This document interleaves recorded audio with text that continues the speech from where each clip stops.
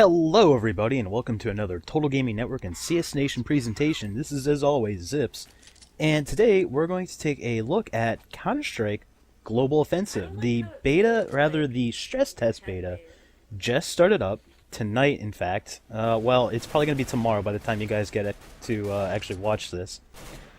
But Valve unleashed the floodwaters, so to speak. All of the professional Counter-Strike players who were given keys and those who were in attendance at various game trade shows can now play.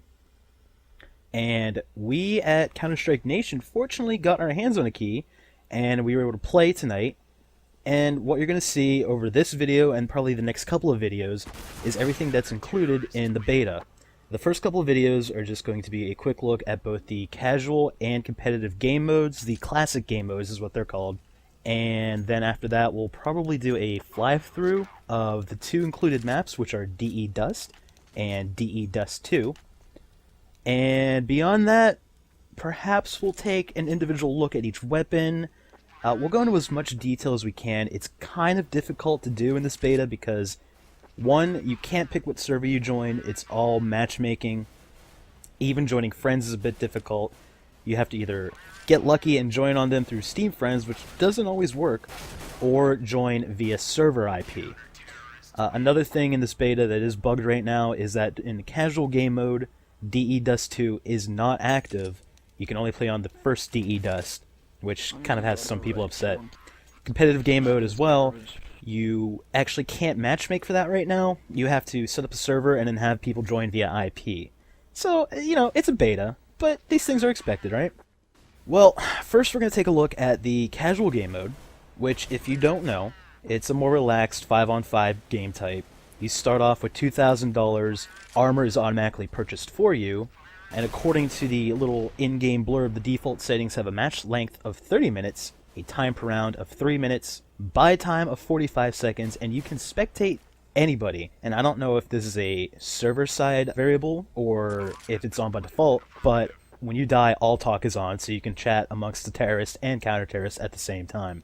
The terrorists, which I will be playing mostly as in these videos, for some reason, I usually auto-assign, starts off with the Glock, as usual, single shot or 3-round burst. The map itself, DE Dust, not too much change, fairly simple layout. What did change is the underpass. There is now a stairwell to get up to the, I guess, overpass area. And there's also now a linking bridge from the counter-terrorist sniping nest over to the overpass. So that's pretty nice. Those are some nice changes. It gives a little bit more room for variety than what you might be used to, and a lot more chances to flank and actually get out of harm's way. Also new in Counter-Strike Go are a couple of new grenade types. One of them is a distraction type grenade. You throw it and it produces sound of gunfire. So you can throw it in one direction, your enemies will think you're over there, they'll converge on that area, meanwhile you go around a different route. Good stuff. Another one is the Molotov cocktail, which you've probably seen in some videos already. And it's more of a defensive type thing.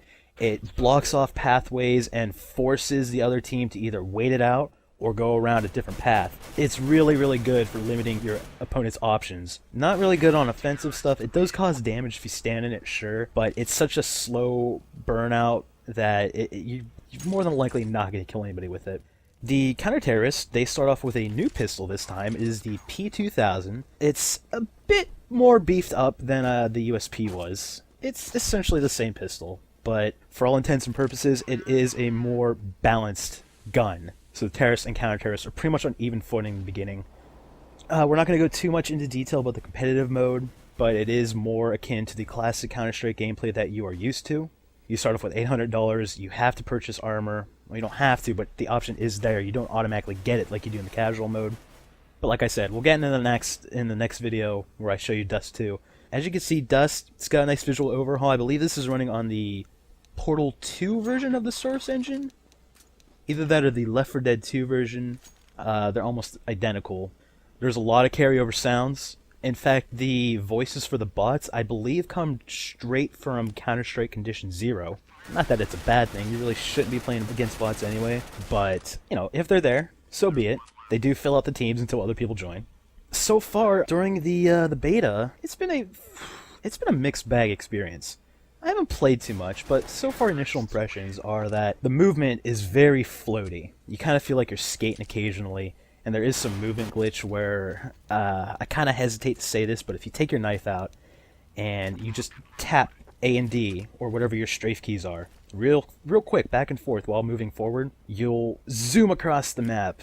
I'm not sure what the percentage is or how much faster you go than normal running, but that is definitely a bug that more than likely Valve will address. Like I said, this is a very early beta release, and this is mainly used for stress testing. Another thing is, not all the weapons and not all the maps, obviously, are in this beta. This is just, again, stress testing. They do have a forum set up for bugs. I encourage everybody who is in the beta to go check that forum out. I might even include a link in the description below, so you can voice your opinion, make sure these things get fixed before the final release. Final release is a ways away. Other than that, I really don't have too much to say right now for this video. The guns, it might be because I haven't played Counter-Strike in a while, but the spread on them definitely seems to be a bit higher than I'm used to. There are many times I thought, hey, I'm hitting this guy, I should be hitting this guy, and I didn't hit that guy, even with burst fire and stuff like that. But, you know, these are things you gotta get used to. I'm sure it'll be adjusted. During the course of the beta, there were many people in the game that said that the AWP was overpowered, that using assault rifles against the AWP was essentially pointless because of how ridiculous they are. To me, the AWP has always been ridiculously overpowered. I don't doubt that some balancing will definitely be issued to either lower the effectiveness of the AWP, maybe make it more expensive, I don't know. There is a nice effect, though, when using any sniper rifle. You zoom in, and if you move around, your vision gets a little blurred. It's, you know, that's a nice touch. Makes it a little bit more difficult to just walk around and snipe all the time. It didn't seem to really affect many people too much, though, because AWPs were ridiculous. But these things happen, you know? What are you going to do? So, without any more to say right now, I will leave you with just some game footage.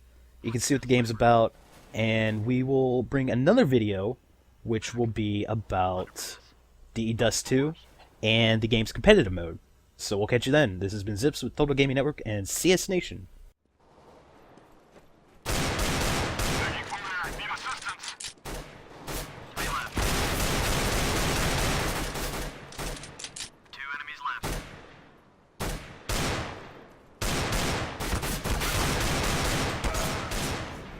Counter-terrorists win.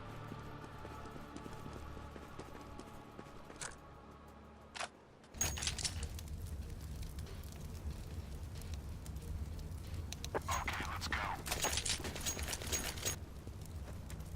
Sniper, I'm gonna hang back.